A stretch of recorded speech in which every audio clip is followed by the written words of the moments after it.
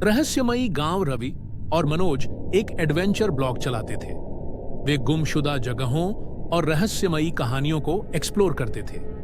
एक दिन उन्हें एक गांव के बारे में पता चला, काला गांव। कहा जाता था कि वहां जो भी रात बिताता फिर कभी नहीं लौटता। गांव की ओर यात्रा रात के 9 बजे। दोनों एक सुनसान रास्ते से गांव की ओर बढ़े।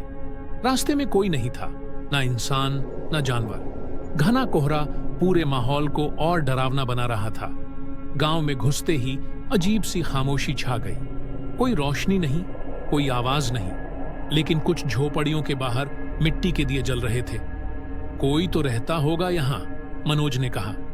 लेकिन बाहर कोई दिख क्यों नहीं रहा?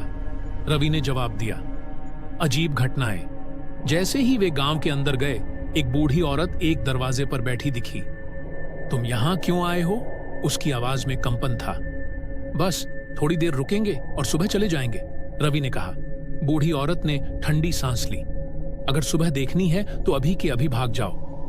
मनोज ने हंसते हुए कहा, अम्मा हम डरते नहीं, बस एक रात ही तो रुकना है। औरत कुछ बोलने वाली थी, तभी गांव की मंदिर की घंटियां जोर से बज उठीं। Ton ton ton. लेकिन मंदिर के दरवाजे बंद थे। फिर घंटी कौन बजा रहा था? अनजानी परछाइयां। रवि और मनोज ने एक खाली झोपड़ी में शरण ली। रात के 12 बज चुके थे। तभी झोपड़ी के बाहर कदमों की आवाज आई। Clock clock. कदम बढ़ रहे थे। किसी ने दरवाजा खटखटाया। मनोज ने हिम्मत करके झरोखे से झांका। बाहर कोई नहीं था। फिर अचानक दरवाजा जोर से खुल गया। एक काली परछाई अंदर घुस आई। भागो! रवि चिल्लाया। दोनों गांव से बाहर भागे, लेकिन उनके पीछे कई परछाइयां दौड़ रही थीं, बिना चेहरों वाली, बिना आवाज वाली। सच्चाई का पता चला, गांव की सीमा पार करते ही सब कुछ शांत हो गया। ये क्या था? मनोज हांफते हुए बोला। फिर उन्होंने पीछे मुड़कर गांव की ओर देखा। वहां कुछ भी नहीं था। कोई गांव, कोई झोपड़ी, कोई बूढ़ी औरत, कुछ नहीं। बस एक वीरान मैदान था। उनके पैरों के नीचे एक पुरानी तख्ती पड़ी थी, जिस पर धूल भरी इबारत लिखी थी।